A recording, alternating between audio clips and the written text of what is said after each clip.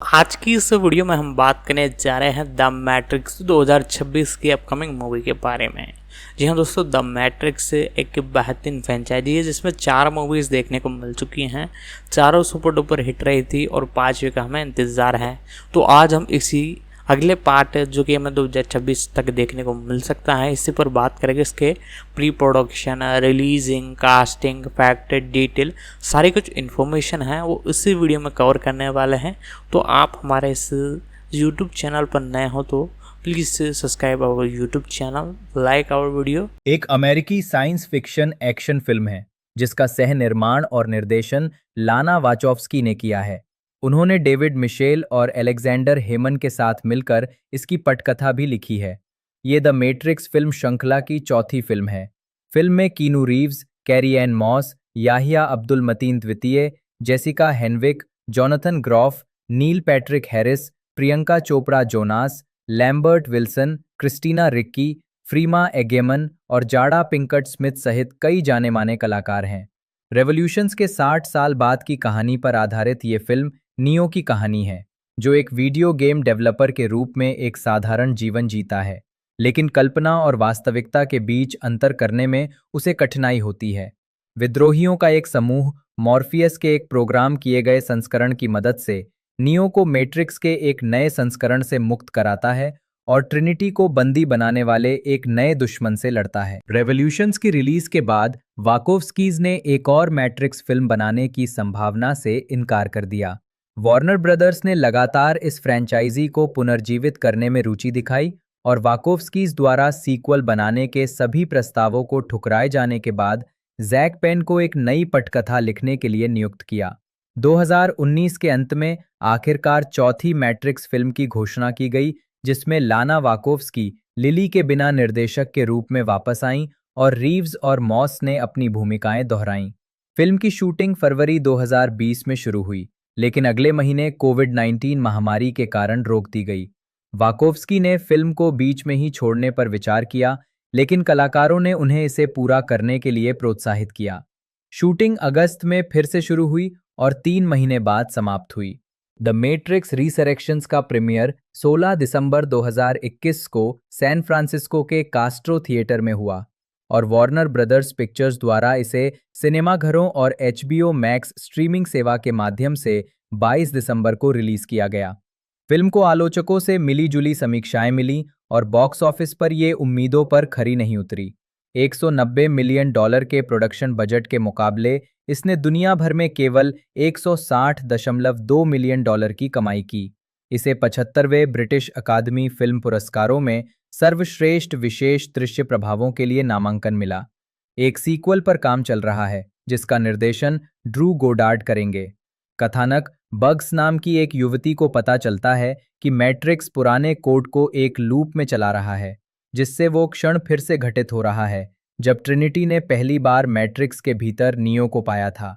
Bugs को Morpheus का अवतार दिखाने वाला एक प्रोग्राम मिलता है और वो उसे सिमुलेशन से मुक्त करने में मदद करती है। थॉमस एंडरसन ने द मैट्रिक्स नामक वीडियो गेम श्रृंखला बनाई है, जो नियो के रूप में उनकी धुंधली यादों पर आधारित है। एक कॉफी शॉप में उनकी अक्सर टिफनी से मुलाकात होती है, जो एक विवाहित महिला है और जिसे अपने अतीत की कोई याद नहीं है। एंडरसन ने इसी टिफनी पर आधारित गेम का किरदार ट्रिनिटी बनाया है। एंडरसन ने गेम के किरदारों को विकसित करने के लिए मॉडल नामक एक सिमुलेशन बनाया है। उन्हें वास्तविकता और सपनों के बीच अंतर करने में कठिनाई होती है, जो उनके सहकर्मियों और साथी के बीच एक आम समस्या है। थॉमस के मनोविश्लेषक ने उन्हें नीली गोलियां दी, जिन्हें वे रोजाना लेते थे ताकि उन घटनाओं को दबा सकें, लेकिन उन्होंने उन्हें लेना बंद कर दिया। इसी बीच जब बग्स और मॉर्फियस नियो को मैट्रिक्स से बाहर निकालने का काम कर रहे होते हैं, एंडरसन के व्यापारिक साथी को एजेंट स्मिथ के रूप में अपनी यादें वापस मिल जाती हैं, जो नियो का पूर्व दुश्मन था। नियो एक पॉड में जागता है और देखता है कि ट्रिनिटी पास ही के एक अन्य पॉड में कैद है, इससे पहले कि उसे बग्स के होवरक्राफ्ट मेनेमोसिन में ले जाया जाए। नियो को मानव नगर आयो लाया जाता है, जो जायॉन का सहोदर नगर है, जहां उसकी मुलाकात एक बुजुर्ग नियोबे से होती है। वो बताती है कि मशीन युद्ध समाप्त हुए वास्तविक दुनिया में 60 वर्ष बीत चुके हैं और नियो के सभी सहयोगी, जिनमें मूल मॉर्फियस भी शामिल है, समय के साथ मर चुके हैं। नियो के बलिदान से प्राप्त शांति कई वर्षों तक चली, लेकिन मैट्रिक्स छोड़कर बड़ी संख्या में मनुष्यों के चले जाने से बिजली की गंभीर कमी हो गई, जिससे मशीनें सीमित संसाधनों के लिए आपस में लड़ने लगीं। इसके तुरंत बाद जायोन को निशाना बनाया गया ताकि मनुष्यों को एक बार फिर बिजली आपूर्ति के रूप में इस्तेमाल किया जा सके। हालांकि इस प्रयास के कारण कई मशीनें, जिन्हें अभी भी नियो का बलिदान और शांति का वादा याद था, मनुष्यों की रक्षा के लिए दूसरों के खिलाफ हो गईं। इससे जायोन के अधिकांश नागरिकों को भागने का मौका मिल गया। इसके बाद आयो की स्थापना मशीनों और मनुष्यों दोनों द्वारा की गई थी, जो तब से उन शेष मशीनों के खिलाफ मिलकर काम कर रहे हैं जो युद्ध से पहले की स्थिति में चीजों को वापस लाना चाहती हैं। नियो को ट्रिनिटी को मुक्त कराने में मदद करने के लिए आयो की सुरक्षा को खतरे में डालने से इनकार कर देती है और उसे उसके कमरे में कैद कर देती है। बग्स और उसके साथी नियो को मुक्त कराते हैं और ट्रिनिटी से संपर्क करने के लिए मैट्रिक्स में प्रवेश करते हैं। उन पर स्मिथ और मेरोविंगियन सहित अन्य निर्वासित प्रोग्रामों द्वारा हमला किया जाता है, लेकिन नियो और मेनेमोसिन दल उन्हें हरा देते हैं क्योंकि नियो की शक्तियां वापस आ जाती हैं। समूह वहां से निकलकर ट्रिनिटी को ढूंढ लेता है, लेकिन इससे पहले कि नियो उससे बात कर पाता, उसका थेरेपिस्ट प्रकट होता है और समय में हेर फेर करके उसे स्थिर कर देता है। वो खुलासा करता है कि वो द एनालिस्ट है, एक ऐसा प्रोग्राम जिसे मानव मन का अध्ययन करने के लिए बनाया गया है। विश्लेषक बताते हैं कि नियो और ट्रिनिटी की मृत्यु के बाद वो नियो के शरीर और द वन के रूप में उसकी विलक्षण शक्तियों का अध्ययन करना चाहते थे, और उन्होंने अपने वरिष्ठों को उन दोनों को पुनर्जीवित करने के लिए मना लिया। उन्होंने पाया कि मैट्रिक्स में द वन का समस्त मानवता से अंतर्निहित संबंध होने के कारण नियो को नियंत्रित करने से मैट्रिक्स अधिक ऊर्जा उत्पन्न कर सकता है। इसके अलावा उन्होंने पाया कि नियो में मौजूद कोड विसंगति ट्रिनिटी के साथ उसके बंधन में भी मौजूद थी, और उनकी यादों को दबाकर और उन्हें करीब रखते हुए लेकिन हमेशा अलग रखकर मैट्रिक्स ने कहीं अधिक ऊर्जा उत्पन्न की।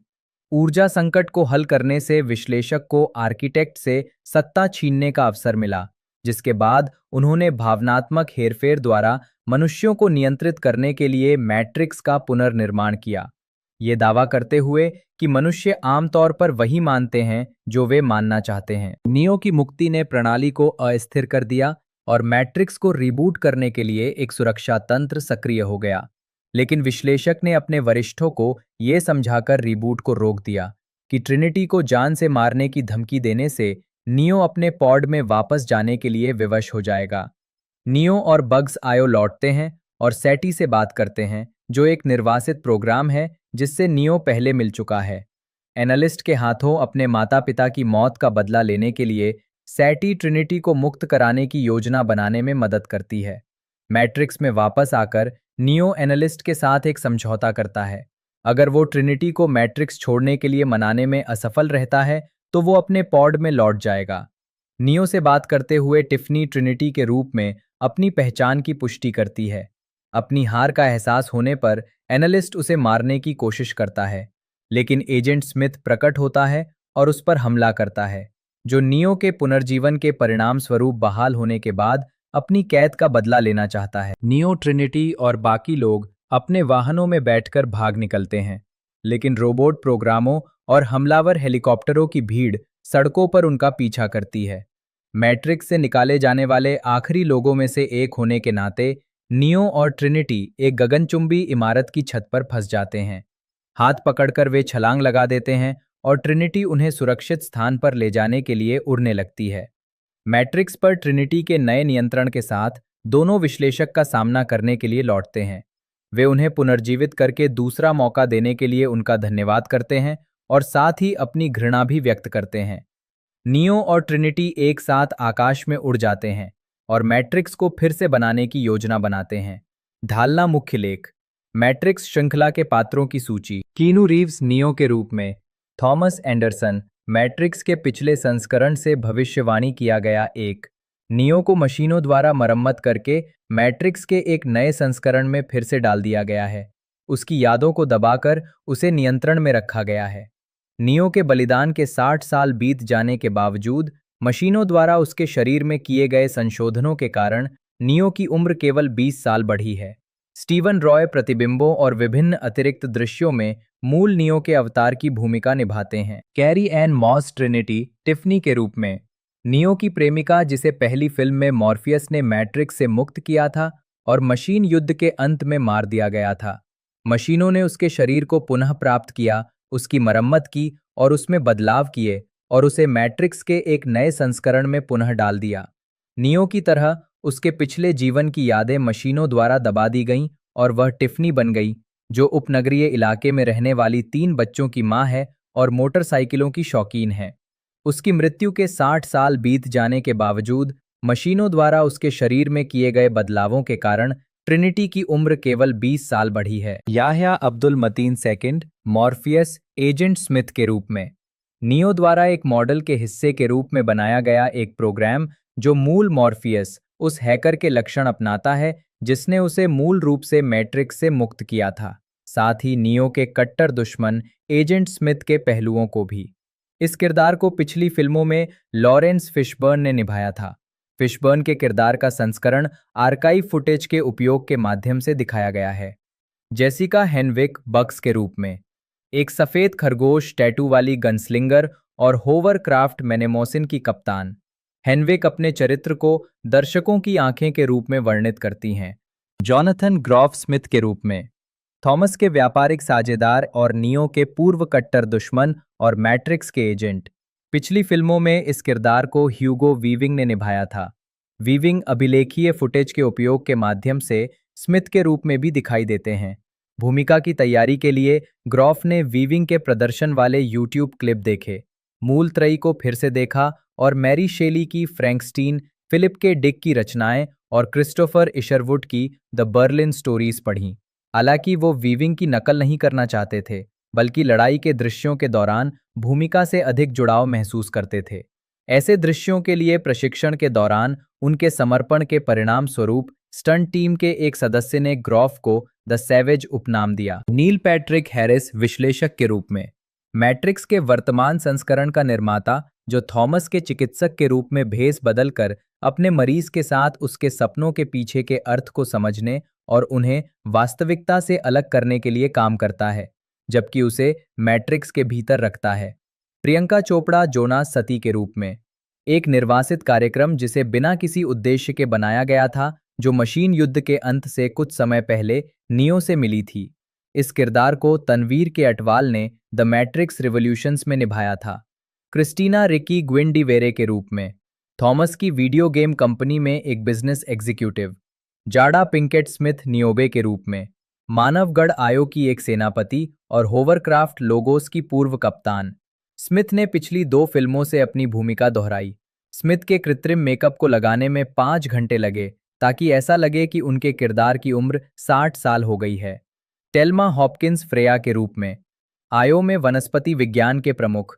चार्ड स्टाहेल्स्की चार्ड के रूप में टिफनी के पति। स्टाहेल्स्की पिछली फिल्मों के लिए कीनू रीव्स के स्टंट डबल होने के साथ साथ स्टंट समन्वयक भी थे। लैम्बर्ट विल्सन मेरोविंगियन के रूप में सूचना का एक स्वघोषित तस्कर, जिसकी मुलाकात मशीन युद्ध की समाप्ति से पहले नियो से हुई थी। अब वो नियो से बदला लेना चाहता है, क्योंकि पिछली मैट्रिक्स के नष्ट होने पर नियो ने अनजाने में उससे उसका उद्देश्य छीन लिया था। विल्सन ने पिछली 2 फिल्मों से अपनी भूमिका दोहराई है। फ्रीमा एग्यमन एस्ट्रा के रूप में थॉमस की वीडियो गेम कंपनी में एक बिजनेस एग्जीक्यूटिव। ब्रायन जे स्मिथ बर्ग के रूप में मेनेमोसिन का एक चालक दल सदस्य, जिसने नियो का अध्ययन किया है। टोबी ओनवुमेरे सेक्वाया के रूप में मेमोसिन का संचालक। मैक्स रीमेल्ट शेफर्ड के रूप में आयो में नियोबे का सबसे भरोसेमंद कप्तान। एरेंडीरा इबारा लेक्सी के रूप में मेनेमोसिन की एक क्रू सदस्य, जो ट्रिनिटी की मूर्ति पूजा करती है। इसके अतिरिक्त एंड्रयू लुइस कैलवेल और एलन हॉलमैन क्रमशः जूड और इको के रूप में दिखाई देते हैं। जूलियन ग्रे और गैस चैड भी क्रमशः टिफनी के बेटों ब्रैंडन और डोनी के रूप में दिखाई देते हैं। सैन फ्रांसिस्को की मेयर लंडन ब्रीड रेजिस्टेंस की सदस्य कैलियोपी के रूप में दिखाई देती हैं। डैनियल बर्नहार्ड को द मैट्रिक्स रीलोडेड से एजेंट जॉनसन के रूप में अपनी भूमिका को दोहराने की घोषणा की गई थी, लेकिन उनके दृश्यों को अंतिम फिल्म से काट दिया गया था। टॉम हार्डी ने एक अश्रयित पृष्ठभूमि कैमियो उपस्थिति फिल्माई, क्योंकि द मैट्रिक्स रिसरेक्शन की शूटिंग सैन फ्रांसिस्को में Venom let there be Carnage के साथ साथ हो रही थी, जिसमें हार्डी ने एडी ब्रॉक वेनम की भूमिका निभाई थी। उत्पादन विकास। मेरे माता पिता तो मेरे साथ नहीं थे, लेकिन अचानक मुझे नियो और ट्रिनिटी मिल गए, जो यकीनन मेरी जिंदगी के दो सबसे अहम किरदार हैं।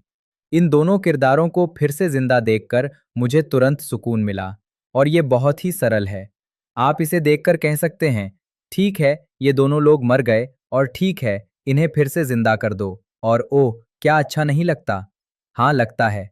ये सरल है, और यही कला और कहानियां करती हैं। वे हमें सुकून देती हैं और महत्वपूर्ण हैं। निर्देशक लाना वाचोव्स्की द्वारा वर्णित द मैट्रिक्स रिसरेक्शन की कहानी की उत्पत्ति। मैट्रिक्स फिल्मों के निर्माण के दौरान वाचोव्स्की बहनों ने अपने करीबी सहयोगियों से कहा कि मैट्रिक्स रेवोल्यूशंस 2003 के बाद श्रृंखला में कोई और फिल्म बनाने का उनका कोई इरादा नहीं था। इसके बजाय उन्होंने गेमर्स को कहानी आगे बढ़ाने की अनुमति दी, और मैट्रिक्स ऑनलाइन 2005 वीडियो गेम को आधिकारिक रूप से श्रृंखला की अगली कड़ी के रूप में पेश किया गया। 2011 में एक नई फिल्म की अफवाहें ऑनलाइन फैलने लगीं, जब ये खबर आई कि वाचोव्स्की बहनें श्रृंखला में 2 और फिल्में बनाने की योजना बना रही थीं, और उन्होंने कीनू रीव्स से उनकी भूमिका को फिर से निभाने के बारे में बातचीत की थी। 2014 में एक और अफवाह फैली कि बहनों ने वार्नर ब्रदर्स को एक नई मैट्रिक्स त्रयी के लिए कहानी का मसौदा प्रस्तुत किया था। बाद में ये अफवाहें झूठी साबित हुईं। फरवरी 2015 में जुपिटर असेंडिंग 2015 के प्रचार के लिए दिए गए इंटरव्यू में लिली वाचोव्स्की ने द मैट्रिक्स 1999 में वापसी को इन दिनों एक बेहद अरुचिकर विचार बताया, जब स्टूडियो मूल सामग्री के बजाय सीक्वल, रीबूट और रूपांतरणों को हरी झंडी देना पसंद करते थे। वहीं लाना वाचोव्स्की ने संभावित रीबूट की अफवाहों पर टिप्पणी करते हुए कहा कि उन्होंने इस बारे में कुछ नहीं सुना है, लेकिन उनका मानना है कि स्टूडियो उन्हें बदलने की सोच रहा होगा। अलग अलग समय पर रीव्स और ह्यूगो वीविंग ने मैट्रिक्स फिल्मों की संभावित भविष्य की किस्तों में अपनी भूमिकाओं को फिर से निभाने में अपनी रुचि और इच्छा की पुष्टि की, इस शर्त के साथ कि वाचोव्स्की रचनात्मक और निर्माण प्रक्रिया में शामिल हों। निर्माता जेम्स मैकटेइक के अनुसार वार्नर ब्रदर्स के भीतर वाकोव्स्कीज के शामिल न होने के बावजूद भी चौथी मैट्रिक्स फिल्म की हमेशा चर्चा होती रही। हालांकि 2019 से पहले उन्हें सही कॉन्सेप्ट नहीं मिल पाया था। मार्च 2017 में द हॉलीवुड रिपोर्टर ने लिखा कि वार्नर ब्रदर्स फ्रेंचाइजी को फिर से शुरू करने के शुरुआती चरणों में थे। जैक पेन एक ट्रीटमेंट लिखने के लिए बातचीत कर रहे थे, और माइकल बी जॉर्डन को मुख्य भूमिका में लेने में रुचि रखते थे। उस समय वाकोव्स्कीज शामिल नहीं थे, हालांकि स्टूडियो को उनकी सहमति की उम्मीद थी। पेन ने रीबूट या रीमेक के विचार को खारिज कर दिया, और पहले से स्थापित ब्रह्मांड में सेट कहानियों के लिए विचारों की खोज की गई, जिसमें कथित तौर पर एक युवा मॉर्फियस के बारे में एक प्रीक्वल फिल्म या उसके वंशज की एक सीक्वल फिल्म शामिल थी। मार्च 2018 में पेन ने कहा कि वो फ्रेंचाइजी के पुनरुद्धार पर काम कर रहे हैं और एक विस्तारित ब्रह्मांड की संभावना का संकेत दिया। पेन ने अक्टूबर 2019 में स्पष्ट किया कि वो वार्नर ब्रदर्स में 2 मैट्रिक्स परियोजनाओं में से एक पर काम कर रहे थे, और उनका काम नियोजित फिल्म से अलग था। पेन की फिल्म वाचोव्स्की की फिल्म के पक्ष में आगे नहीं बढ़ी। जाडा पिंकट स्मिथ ने बाद में कहा कि फ्रेंचाइजी की विरासत को अन्य फिल्म निर्माताओं को सौंपना एक भयानक गलती होती। पूर्व उत्पादन याह्या अब्दुल मतीन द्वितीय ने मॉर्फियस के रूप में लॉरेंस फिशबर्न का स्थान लिया। 2011 बर्लिन अंतर्राष्ट्रीय साहित्य महोत्सव के दौरान लाना वाचोव्स्की ने खुलासा किया कि वार्नर ब्रदर्स हर साल उनसे और उनकी बहन से मैट्रिक्स की अगली कड़ी बनाने के बारे में संपर्क करते थे, लेकिन वे और लिली हमेशा अरुचि और इस धारणा के कारण मना कर देती थीं कि त्रयी की कहानी समाप्त हो चुकी है। हालांकि 2019 में लाना की भावनाएं बदल गईं, जब उन्होंने अपने माता-पिता और एक करीबी दोस्त की मृत्यु का सामना किया। शोक से जूझते हुए उन्होंने एक रात नींद न आने के कारण मैट्रिक्स रिसरेक्शन की कहानी की कल्पना की। हालांकि वो अपने माता-पिता को वापस नहीं ला सकी, लेकिन उन्हें लगा कि नियो और ट्रिनिटी को फिर से जीवित देखना सुकून देगा। उन्होंने अपने विचार के साथ वार्नर ब्रदर्स से संपर्क किया, और स्टूडियो ने इसे तुरंत स्वीकार कर लिया। मैकटेइक के अनुसार वे अगली कड़ी के लिए फ्रेंचाइजी के निर्माता को साथ लेने के लिए उत्सुक थे। इस फिल्म की आधिकारिक घोषणा वार्नर ब्रदर्स ने 20 अगस्त 2019 को की थी। लाना वाचोवस्की ने एकमात्र निर्देशक के रूप में वापसी की और रीव्स और कैरी एन मॉस ने अपनी भूमिकाओं को दोहराने की पुष्टि की। पटकथा वाचोवस्की, डेविड मिशेल और एलेक्जेंडर हेमन ने लिखी थी, जिन्होंने पहले सेंस8 के अंतिम एपिसोड की पटकथा भी साथ में लिखी थी। वाचोवस्की ने इससे पहले मिशेल के उपन्यास क्लाउड एटलास 2004 के 2012 के फिल्म रूपांतरण का निर्देशन भी किया था। लिली वाचोवस्की शोटाइम श्रृंखला वर्क इन प्रोग्रेस 2019-2021 में काम करने के कारण फिल्म से जुड़ी नहीं थी, लेकिन उन्होंने इसमें शामिल लोगों को मूल कहानी से भी बेहतर कहानी लिखने के लिए अपना आशीर्वाद दिया। उन्होंने कहा कि उन्हें उद्योग से कुछ समय के लिए दूर रहने की ज़रूरत थी ताकि वे एक कलाकार के रूप में खुद से फिर से जुड़ सकें, और मैंने स्कूल वापस जाकर पेंटिंग करके और इसी तरह की चीज़ें करके ऐसा किया। और ये भी कहा कि वे अपने माता पिता की मृत्यु से प्रभावित थीं। जॉन टोल को उसी महीने छायाकार के रूप में नियुक्त किया गया था। टोल वाचोव्स्की की पिछली फिल्मों क्लाउड एटलास और जुपिटर असेंडिंग के साथ साथ सेंस8 के हर एपिसोड में छायाकार थे। ढलाई अगस्त 2019 में फिल्म की घोषणा के समय रीव्स और मॉस द्वारा नियो और ट्रिनिटी के रूप में अपनी भूमिकाओं को दोहराने की पुष्टि की गई थी। अक्टूबर 2019 में याह्या अब्दुल मतीन 2 को फिल्म में कास्ट किया गया था। कुछ सूत्रों का अनुमान था कि वो एक युवा मॉर्फियस की भूमिका निभाएंगे, जबकि नील पैट्रिक हैरिस को एक अज्ञात भूमिका में शामिल किया गया था। पहले ट्रेलर के रिलीज होने के बाद अब्दुल मतीन 2 ने पुष्टि की कि वो वास्तव में मॉर्फियस की भूमिका निभा रहे थे। लॉरेंस फिशबर्न, जिन्होंने मूल त्रयी में मॉर्फियस की भूमिका निभाई थी, ने अगस्त 2020 में घोषणा की कि उन्हें मॉर्फियस के रूप में अपनी भूमिका को दोहराने के लिए नहीं कहा गया था। फिशबर्न ने बाद में अप्रैल 2025 में कहा कि उन्होंने अपनी भूमिका को दोहराने के लिए अपनी सेवाएं प्रदान कीं, लेकिन फिल्म निर्माताओं ने उनके प्रस्ताव पर अच्छी प्रतिक्रिया नहीं दी। पिंकट स्मिथ ने नियोबे के रूप में अपनी भूमिका को फिर से निभाने के लिए बातचीत शुरू की। वहीं जेसिका हेनविक ने एक अज्ञात भूमिका में शामिल होने के लिए बातचीत शुरू की, जिसे बाद में बग्स के रूप में प्रकट किया गया। हेनविक को वॉल्ट डिज्नी कंपनी द्वारा Marvel Cinematic Universe (MCU) film Shang Chi and the Legend of the 10 Rings 2021 में एक भूमिका के लिए ऑडिशन देने के लिए विचार किया जा रहा था। उसी समय उन्हें बग्स की भूमिका के लिए ऑडिशन देने का प्रस्ताव दिया गया था, जिसे उन्होंने अपने लिए red pill blue pill moment बताया। हेनविक ने शांग-ची के बजाय रेजरेक्शंस को चुना। जाडा पिंकट स्मिथ और जेसिका हेनविक की पुष्टि दिसंबर में जोनाथन ग्रॉफ और टोबी ओनवुमेरे के साथ हुई। पिंकट स्मिथ वाचोव्स्की से ये जानने के बाद वापस लौटने के लिए राजी हो गईं कि ये फिल्म उनके लिए कितनी मायने रखती है।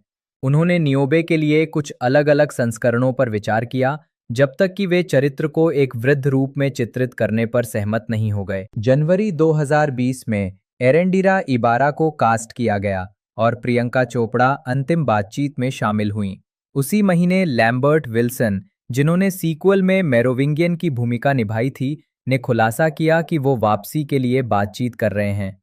ह्यूगो वीविंग, जिन्होंने फ्रेंचाइजी में एजेंट स्मिथ की भूमिका निभाई थी, से मूल रूप से अपनी भूमिका को दोहराने के लिए संपर्क किया गया था, लेकिन टोनी कुशनर के द विजिट के नाट्य रूपांतरण में उनकी व्यस्तता के कारण उनके शेड्यूल में टकराव हुआ, जिसके चलते वाकोव्स्की ने वीविंग के साथ कुछ समय तक संपर्क में रहने के बाद ये निष्कर्ष निकाला कि तारीखें मेल नहीं खाएंगी।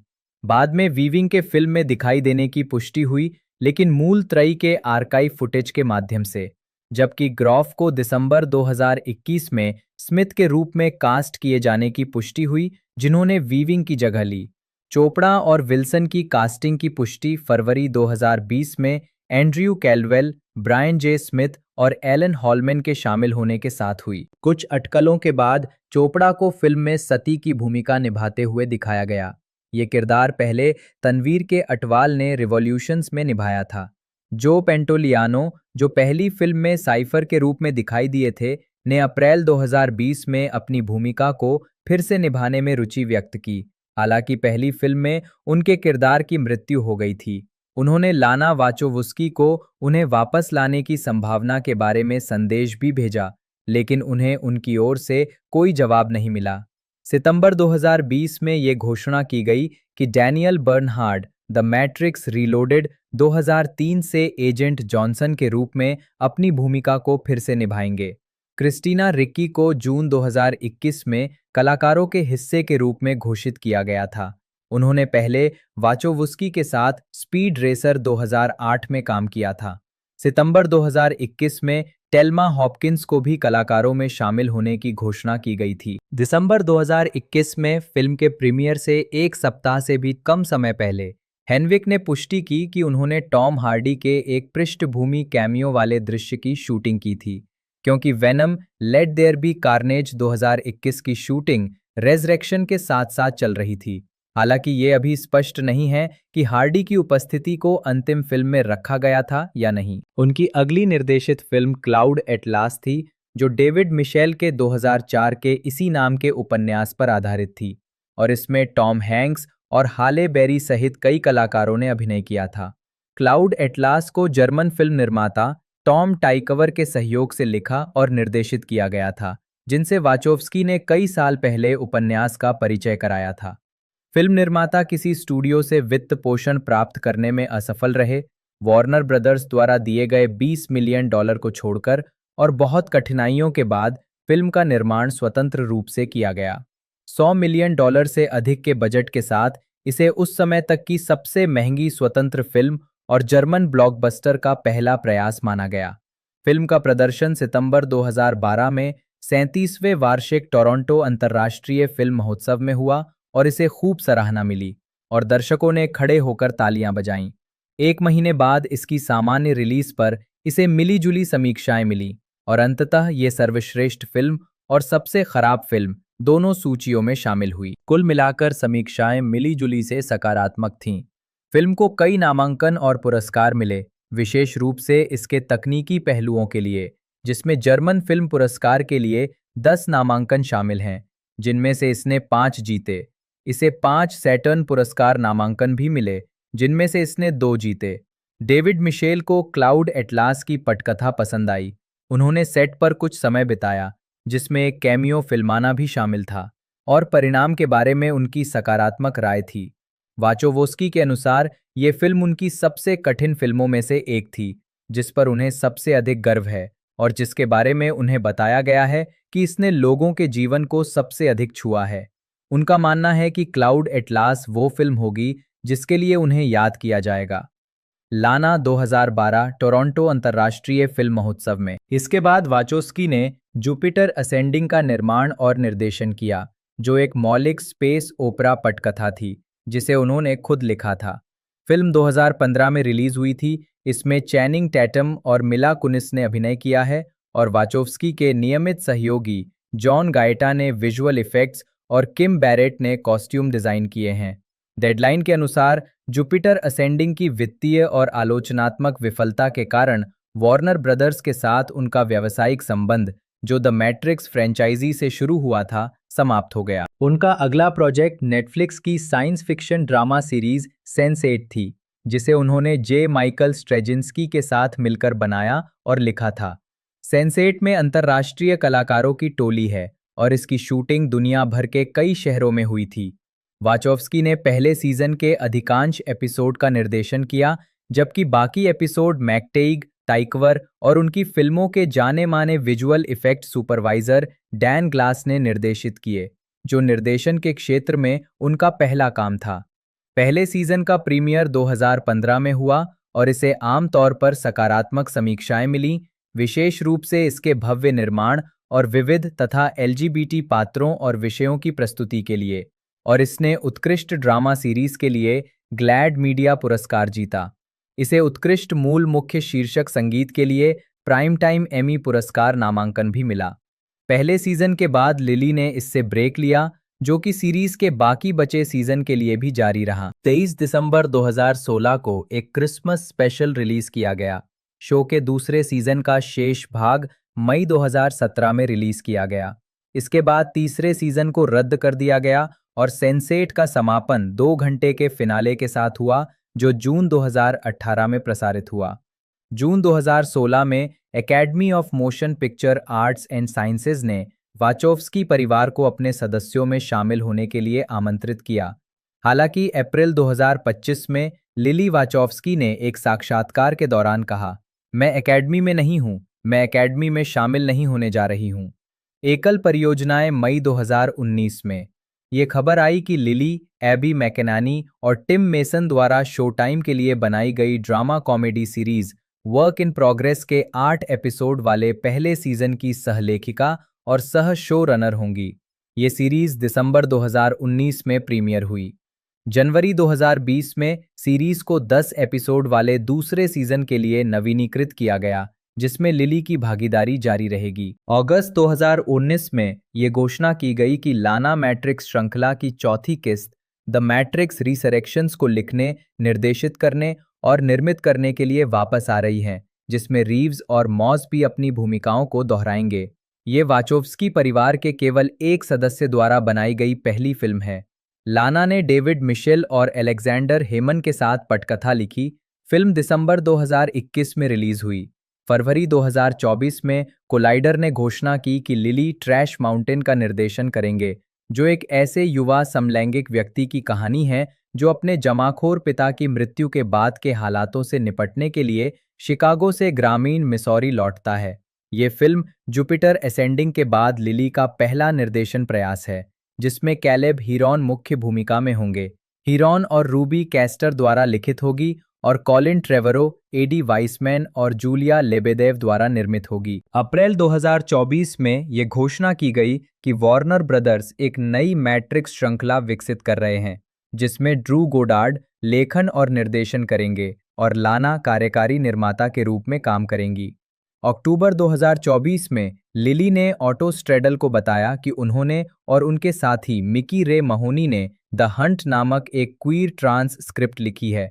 उन्होंने ट्रांस लेखकों द्वारा लिखित उपन्यासों, विशेष रूप से ग्रेशन फेल्कर मार्टिन द्वारा लिखित मैनहंट और जॉर्डी रोसेनबर्ग द्वारा लिखित कन्फेशंस ऑफ द फॉक्स, साथ ही एमिली एंड्रास की कॉमिक बुक कॉस्मोनाइट्स के रूपांतरण की अपनी योजनाओं की भी घोषणा की।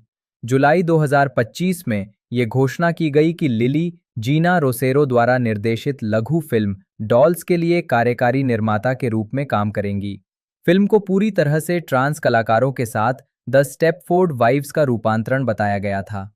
शैली और प्रभाव। जे माइकल स्ट्रेजिंस्की, जिन्होंने निंजा असैसिन और सेंसेट में वाचोव्स्की बहनों के साथ काम किया है, ने कहा है कि बहनों ने उन्हें बताया कि वे प्रेरणा और सुझावों के लिए राइटर डाइजेस्ट पत्रिका के लिए पटकथा लेखन पर उनका कॉलम पढ़ रही थीं। स्ट्रेजिंस्की ने 1981 से 1991 तक पत्रिका में योगदान दिया। 1998 में फिल्म निर्माण में अपनी शुरुआत के बारे में बताते हुए वाचोव्स्की बंधुओं ने रॉजर कॉर्मन की किताब how I made 100 movies in Hollywood and never lost a dime का जिक्र किया और हंसते हुए बताया कि उन्हें उनकी फिल्में पसंद थीं और उन्होंने कम बजट वाली हॉरर फिल्म बनाने की इच्छा से शुरुआत की थी। उसी साक्षात्कार में उन्होंने कहा कि अपनी पहली फिल्म के बाद दूसरों द्वारा उनकी तुलना कोएन बंधुओं से किए जाने पर उन्हें बहुत खुशी हुई, जिन्होंने उस समय 5 शायद 6 बेहतरीन फिल्में बनाई थीं। अप्रैल 1999 में द न्यूयॉर्क टाइम्स के बर्नार्ड वेंट्रॉप से बात करते हुए वाचोव्स्की ने स्पष्ट रूप से उल्लेख किया कि उन्होंने अपने पहले मैट्रिक्स प्रोडक्शन की तैयारी जॉन वू और अन्य हांगकांग फिल्म निर्माताओं के कार्यों का अध्ययन करके, साथ ही होमर की ओडिसी को बार बार पढ़कर और John Huston, Stanley Kubrick, Fritz Lang, George Lucas, Ridley Scott और बिली वाइल्डर के कार्यों का अध्ययन करके की थी। मार्क मिलर ने 2003 में वायर्ड में लिखते हुए होमर, हरमन हेस, फ्योदोर दोस्तोयेव्स्की और दार्शनिक कॉर्नेल वेस्ट का भी उल्लेख किया।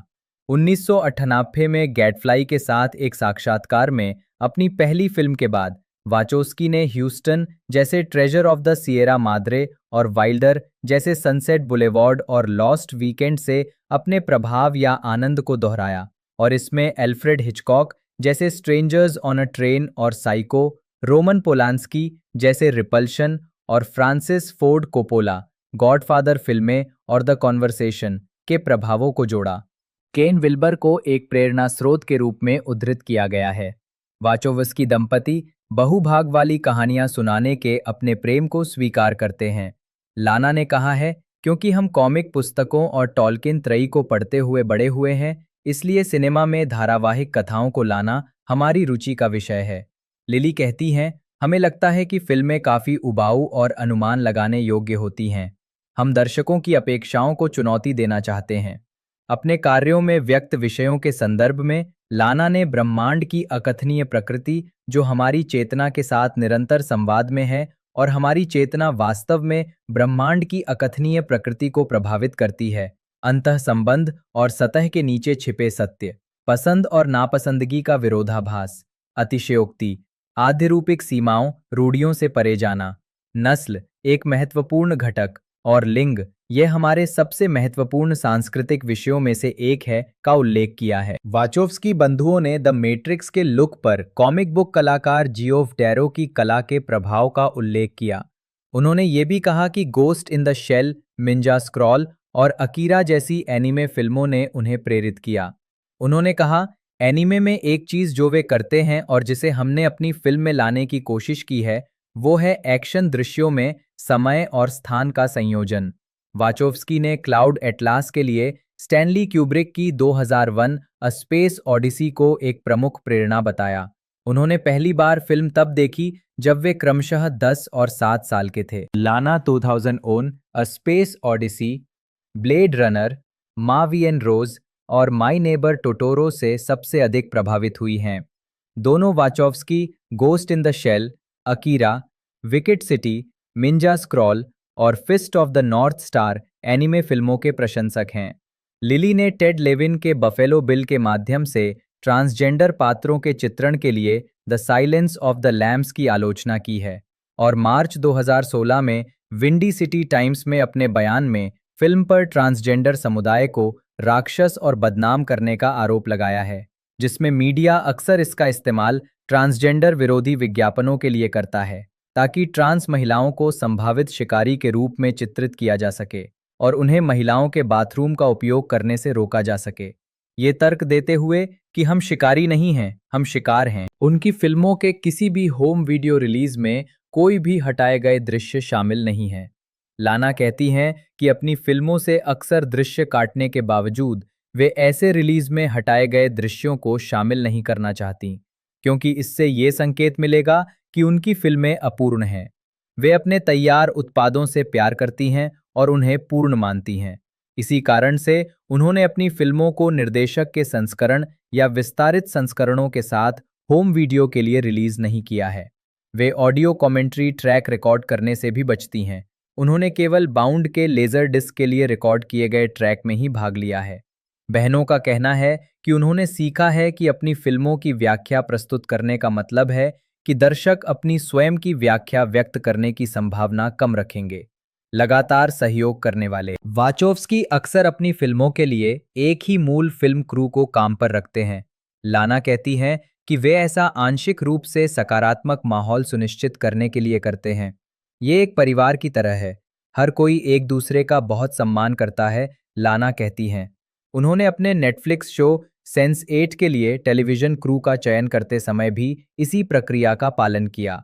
उनके कुछ सबसे उल्लेखनीय और नियमित सहयोगी निम्नलिखित हैं। चालक दल के सदस्यों।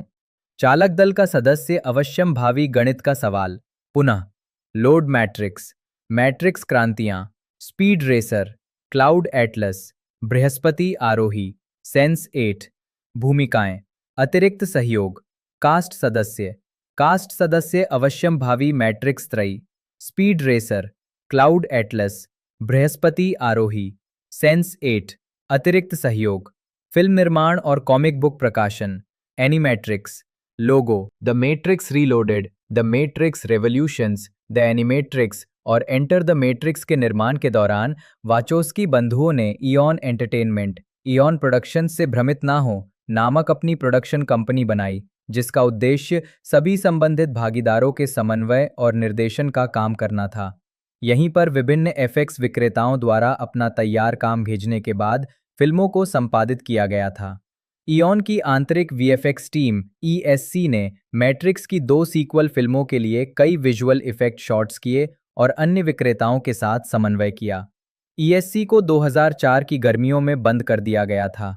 एनार्कोस प्रोडक्शंस क्लाउड एटलास में एनार्कोस पिक्चर्स के रूप में श्रेय दिया गया, उनकी प्रोडक्शन कंपनी है जिसे वी फॉर वेंडेटा से लेकर सेंसेट के पहले सीजन तक उनकी सभी फिल्मों के लिए बिल्ड किया गया है। दूसरे सीजन में और लिली के शो से ब्रेक लेने के बाद एनार्कोस की जगह वीनस कैस्टीना प्रोडक्शंस ने ले ली, जो लाना वाचोव्स्की और उनकी पत्नी कैरिन विंस्लो द्वारा बनाई गई एक प्रोडक्शन कंपनी है। वीनस कैस्टीना रोमन देवी वीनस का एक उपनाम है जो इस रूप में कथित तौर पर पुरुष शरीरों में बंद स्त्री आत्माओं की लालसा से जुड़ी हुई थी। सेंस 8 सीरीज के फिनाले में Venus Castina famous female impersonators celestial and human नामक वास्तविक पुस्तक एक ऐसी अप्रत्याशित वस्तु के रूप में दिखाई देती है जिसने एक समलैंगिक जोड़े को एक साथ लाया। लाना और इस जोड़े का किरदार निभाने वाली अभिनेत्रियों के अनुसार ये जोड़ी लाना और कैरिन पर आधारित है। किनोवर्क्स शिकागो के रेवेंसवुड इलाके में स्थित उनका प्री प्रोडक्शन, पोस्ट प्रोडक्शन और इफेक्ट्स स्टूडियो है। इसे अपने पर्यावरण अनुकूल डिजाइन के लिए सराहा गया है, जिसमें सोलर पैनल, पेड़ पौधों से सजी छत, पुनर्चक्रित सामग्री से बने काउंटर टॉप और फर्श, प्लग इन कार स्टेशन, जल पुनः उपयोग और निस्पंदन प्रणाली, रोशनदान और वायवीय लिफ्ट शामिल हैं। रॉजर एबर्ट को किनोवर्क्स की सुविधाओं में द गॉडफादर की पुनर्स्थापित प्रिंट देखने के लिए आमंत्रित किया गया था और वे वाचोव्स्की परिवार से मिले थे, लेकिन उन्हें इस बात का अंदाजा नहीं था कि स्टूडियो उन्हीं का है। शिकागो ट्रिब्यून के क्रिस्टोफर पिरेली के अनुसार ये सुविधा बहुत ही साधारण है, एक औद्योगिक इमारत जो न तो पुरानी लगती है और न ही विशेष रूप से नई, और ये एक उच्च स्तरीय दंत चिकित्सक का कार्यालय हो सकता है, जबकि अंदर का हिस्सा काफी अप्रत्याशित है और इसमें पिछली फिल्म परियोजनाओं की कई यादगार वस्तुएं हैं। 22 अक्टूबर 2018 को वाचोव्स्की ने किनोवर्क्स को बंद करने और $5 मिलियन में सूचीबद्ध करने की अपनी योजनाओं की घोषणा की। 2003 में उन्होंने बर्लीमैन एंटरटेनमेंट की स्थापना की और द मैट्रिक्स पर आधारित कॉमिक पुस्तकें जारी की। साथ ही 2 मूल द्विमासिक श्रृंखलाएं भी जारी की। शाओलिन काउबॉय जियोफ डैरो द्वारा निर्मित, लिखित और चित्रित। वाचोव्स्की ने प्रत्येक अंक के लिए शुरुआती संवाद का योगदान दिया। डॉग फ्रैंकस्टीन जियोफ डैरो और स्टीव स्क्रोसे द्वारा निर्मित, वाचोव्स्की द्वारा लिखित, स्क्रोसे द्वारा कलाकृति। अधूरी परियोजनाएं। मुख्य लेख। वाचोव्स्की परिवार की अधूरी परियोजनाएं। वाचोव्स्की की पहली पटकथा कार्निवोर नामक एक थ्रिलर थी। इसे कॉर्मन शैली की कम बजट वाली हॉरर फिल्म के रूप में वर्णित किया गया है, जो नरभक्षण या अधिक विशेष रूप से अमीर लोगों को नरभक्षियों द्वारा खाए जाने से संबंधित है। लेखन की सराहना की गई और पटकथा ने दोनों को प्रसिद्धि दिलाई। हालांकि फिल्म बनाने में रुचि कम थी क्योंकि अधिकारियों ने उनसे कहा, यह एक बुरा विचार है, मैं इसे नहीं बना सकता, मैं अमीर हूं। वर्षों बाद 6 अप्रैल 1999 को द मैट्रिक्स के अमेरिकी सिनेमाघरों में रिलीज होने के एक सप्ताह बाद वैराइटी ने बताया कि ट्रीमार्क पटकथा खरीदने की सोच रहा था और जॉर्ज ए रोमेरो के साथ इसके निर्देशन के लिए बातचीत कर रहा था, जिसका निर्माण अगस्त में शुरू होने वाला था। अप्रैल 2001 में लायंसगेट के लिए वाचोव्स्की द्वारा इसका निर्माण करने और एक निर्देशक की तलाश करने की खबरें फिर से सामने आईं और अगस्त 2003 में दूसरी बार उनके पसंदीदा छायाकार बिल पोप के साथ निर्देशन की शुरुआत करने की अफवाह थी। फिल्म अंततः अप्रकाशित रही। उनकी 2 अन्य शुरुआती पटकथाएं जो कभी निर्मित नहीं हुईं, वे थीं प्लास्टिक मैन, जो इसी नाम के डीसी कॉमिक्स सुपरहीरो पर आधारित थी, और वर्टिकल रन, जो जोसेफ आर गैर्बर की इसी नाम की पुस्तक पर आधारित थी। द मैट्रिक्स को पूरा करने के बाद वाचोव्स्की फ्रैंक मिलर के हार्ड बॉइल्ड ग्राफिक उपन्यास का एनिमेटेड रूपांतरण बनाना चाहते थे। कॉमिक को जियोफ डैरो ने बनाया था, जो द मैट्रिक्स और बाद में इसके सीक्वल के कॉन्सेप्चुअल डिजाइनर थे। ये प्रोजेक्ट आगे नहीं बढ़ पाया क्योंकि मिलर इसे एनिमेटेड फिल्म नहीं बनाना चाहते थे। नवंबर 2000 में वैराइटी ने रिपोर्ट किया कि वाचोव्स्की वार्नर ब्रदर्स के लिए एक नई कॉनन द बारबेरियन फिल्म का निर्माण, सहनिर्माण और निर्देशन करेंगे, जिसे जॉन मिलियस द्वारा लिखा और निर्देशित किया जाना था और जिसमें आर्नोल्ड श्वार्ज़नेगर भी दिखाई दे सकते थे। वाचोव्स्की फिल्म के पूर्व निर्माण में अपनी भागीदारी और साथ ही साथ द मैट्रिक्स सीक्वल पर काम करने की योजना बना रहे थे। जनवरी 2004 में ये बताया गया कि द मैट्रिक्स सीक्वल में वाचोव्स्की की भागीदारी के कारण King Conan Crown of Iron का विकास कई वर्षों से रुका हुआ था, और अब जब फिल्में पूरी हो चुकी थीं तो उन्होंने फिल्म के लहजे और निर्देशन को लेकर मिलियस के साथ लगातार होने वाले मतभेदों के कारण अपनी मर्जी से परियोजना को छोड़ने का फैसला किया। लाना ने एक बार कॉनन द बारबेरियन को कॉमिक्स पर आधारित अपनी पसंदीदा फिल्म बताया था, जिस पर लिली ने भी उत्साहपूर्वक प्रतिक्रिया दी थी। 2008 में वाचोव्स्की मैडहाउस के लिए अपनी comic book company Shaolin cowboy पर आधारित एक एनिमेटेड फिल्म का निर्माण कर रहे थे, जिसका शीर्षक था Shaolin cowboy in the tomb of doom. इस फिल्म का सह निर्देशन कॉमिक बुक के निर्माता जियोफ डैरो और जापानी निर्देशक सेइजी मिज़ुशिमा ने किया था। जब अमेरिकी फाइनेंसर पीछे हट गए तो फिल्म अधूरी रह गई और उसे $3 मिलियन की आवश्यकता थी। डैरो को विश्वास नहीं है कि इसे पूरा करने के लिए आवश्यक धनराशि मिल पाएगी। दिसंबर 2009 में एरियाना हफिंगटन ने भविष्य के परिप्रेक्ष्य से इराक पर आधारित वाचोव्स्की की एक फिल्म के सेट पर अपनी तस्वीरें ट्वीट कीं। चट.com ने बताया कि वाचोव्स्की एक भावी फिल्म के लिए रेड डिजिटल कैमरे पर कैमरा परीक्षण और परीक्षण फुटेज की शूटिंग कर रहे थे, न कि फिल्म की शूटिंग। मार्च 2010 में जेसी वेंचुरा ने कहा कि उन्होंने भी हफिंगटन से ठीक पहले इस प्रोजेक्ट के लिए शूटिंग की थी। दोनों लगभग 100 साल भविष्य के लोगों के रूप में तैयार थे और उन्हें इराक युद्ध के बारे में बिना स्क्रिप्ट के अभिनय करने के लिए कहा गया था। मई 2010 में डेडलाइन ने बताया कि फिल्म एक हार्ड आर कहानी होने वाली थी, जो भविष्य में शुरू होगी लेकिन इराक में चल रहे युद्ध पर वापस आएगी और एक अमेरिकी सैनिक और एक इराकी के बीच समलैंगिक संबंध पर केंद्रित होगी। वाचोव्स्की ने स्क्रिप्ट पूरी कर ली थी और इसके निर्देशन के लिए फंडिंग की तलाश कर रहे थे। जुलाई 2010 में खबर आई कि फिल्म की कास्टिंग CN9 या CN9 कोडनेम के तहत शुरू हो गई है और अगस्त 2010 में इसका पूरा नाम कोबाल्ट न्यूरल 9 बताया गया। सितंबर 2010 में वल्चर ने स्क्रिप्ट के बारे में अतिरिक्त जानकारी प्रकाशित की और खुलासा किया कि फिल्म भविष्य के डिजिटल पुरातत्वविदों के नजरिए से फाउंड फुटेज शैली में दिखाई जाएगी। अनुमानित बजट $20 मिलियन बताया गया। हालांकि उन्हें बताया गया कि कोई स्टूडियो इसे कभी भी फाइनेंस नहीं करेगा, लेकिन शायद वाचोव्स्की खुद इसे फाइनेंस कर सकते हैं। दिसंबर 2010 में द हॉलीवुड रिपोर्टर ने लिखा कि सलमान रुश्दी और कॉर्नेल वेस्ट ने भी टॉकिंग हेड सीक्वेंस शूट किए थे।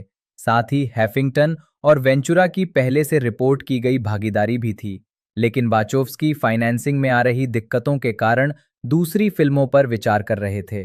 सितंबर 2012 में अलेक्जेंडर हेमन ने क्लाउड एटलास के निर्माण के बारे में लिखा और याद किया कि वो भी उन लोगों में से एक थे जिन्हें वाचोव्स्की ने दिसंबर 2009 में साक्षात्कार के लिए आमंत्रित किया था, ताकि कोबाल्ट न्यूरल 9 की पटकथा को प्रेरित करने में मदद मिल सके।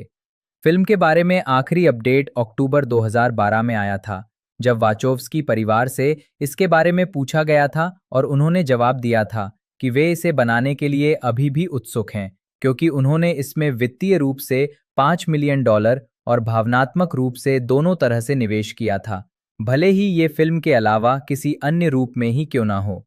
दिसंबर 2010 में द हॉलीवुड रिपोर्टर ने लिखा कि वाचोव्स्की वार्नर ब्रदर्स के लिए अपनी एक स्क्रिप्ट हुड का निर्देशन करने की योजना बना रहे थे, जो रॉबिन हुड की किंवदंती का आधुनिक रूपांतरण था। कहा जाता है कि वाचोव्स्की विल स्मिथ सहित अभिनेताओं से संपर्क कर रहे थे। निजी जीवन। लिली ने 1991 में एलिसिया ब्लेसिंगम से शादी की। 2016 में लिली ने एक बॉयफ्रेंड होने का जिक्र किया। 2019 में उन्होंने कहा कि मिकी रे महोनी अब उनके पार्टनर हैं और वे साथ रहने लगे हैं। महोनी शिकागो के school of the art institute में एक सहायक प्रोफेसर और एक ट्रांस पुरुष हैं। कैरिन विंस्लो और लाना। 2025 में लाना ने 1993 में थिया ब्लूम से शादी की। द मैट्रिक्स की रिलीज के बाद लाना लॉस एंजलिस के BDSM क्लब द डंजन में जाने लगी, जहां उनकी मुलाकात कैरिन विंस्लो से हुई, जो वहां इल्सा स्ट्रिक्स नाम से डोमिनेट्रिक्स के रूप में काम करती थीं। ब्लूम को इस रिश्ते का पता चलने पर उन्होंने 2002 में लाना को तलाक दे दिया। लाना और कैरिन ने 2003 में द मैट्रिक्स रीलोडेड के प्रीमियर में पहली बार एक साथ सार्वजनिक रूप से उपस्थिति दर्ज कराई और 2009 में शादी कर ली। Winslow Chicago House and Social Service Agency की बोर्ड सदस्य हैं। एक कट्टर नास्तिक पिता और एक पूर्व कैथोलिक से शमनवादी बनी मां द्वारा पली बढ़ी, इस जोड़ी ने एक बार अपने धार्मिक विश्वासों को गैर सांप्रदायिक बताया था। लाना शाकाहारी हैं। 2016 के डेमोक्रेटिक पार्टी के राष्ट्रपति पद के प्राथमिक चुनावों के दौरान द एडवोकेट ने लाना का एक वीडियो संदेश पोस्ट किया, जिसमें वो बता रही थी कि वो बर्नी सैंडर्स का समर्थन क्यों करेंगी। लाना का परिवर्तन। लाना वाचोव्स्की के जेंडर ट्रांजिशन की अफवाहें 2000 के दशक की शुरुआत में फैली। हालांकि उस समय दोनों बहनों ने इस विषय पर सीधे तौर पर कुछ नहीं कहा। 2003 में गॉथमिस्ट ने संभावित ट्रांजिशन की खबर दी। 2007 के एक इंटरव्यू में वाचोव्स्की की कई फिल्मों के निर्माता जोएल सिल्वर ने कहा कि ट्रांजिशन से संबंधित अफवाहें पूरी तरह से झूठी थीं और कहा कि वे इंटरव्यू नहीं देते, इसलिए लोग मनगढ़ंत बातें बना लेते हैं। स्पीड रेसर पर काम करने वाले क्रू सदस्यों ने भी इसी तरह की बातें कही। लाना ने 2008 में स्पीड रेसर की रिलीज के बाद सार्वजनिक रूप से अपने ट्रांजिशन का खुलासा किया और कम से कम दिसंबर 2010 तक, जिसके बाद व्यापार पत्रिकाओं और समाचार पत्रों ने उन्हें लाना वाचोव्स्की और इस जोड़ी को एंडी और लाना वाचोव्स्की के रूप में संदर्भित करना शुरू कर दिया। कुछ दस्तावेजों में उनका नाम लॉरेनका वाचोव्स्की के रूप में दिखाया गया है।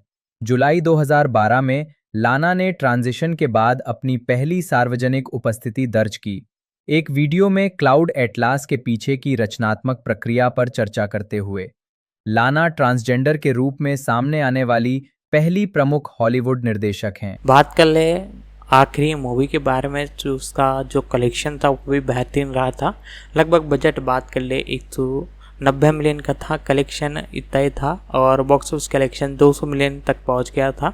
नेट कलेक्शन 190 था, बाकी टोटल जो कनेक्शन है वो 200 तकरीबन पहुंच चुका था। बाकी रिकवरी अच्छी खासी इन्होंने OTT राइट, म्यूजिक राइट सभी कुछ बेच कर ली थी। हिट एक तरह से ये मूवी रही थी। इसके बाद हमें इंतज़ार थोड़ा बहुत करने को एक तरह से मिला है, बाकी ये हमें कंफर्म देखने को मिलने वाली है। बाकी मैंने सारे कुछ इन्फॉर्मेशन आपको बता दी है। वीडियो आपको अच्छी लगती है तो लाइक कीजिएगा। मिलते हैं दोस्तों अगले वीडियो में।